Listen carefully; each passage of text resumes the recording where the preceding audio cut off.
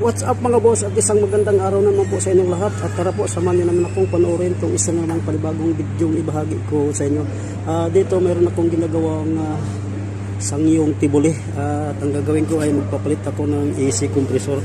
So po makikita po natin, ito na yung luma, tinanggal ko na. Then ito yung ikakabit kong bago. Konting kaalaman lang tungkol dito sa compressor, bahagi ko sa inyo mga boss.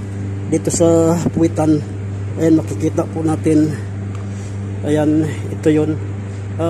Ito po yung pressure relief valve. At itong pressure relief valve, just in case na hindi gumana or masira yung condenser fan, ito po ay magre-release ng pressure para maiwasan na mayroong sumabog na hose sa system ng aircon. So yan po yung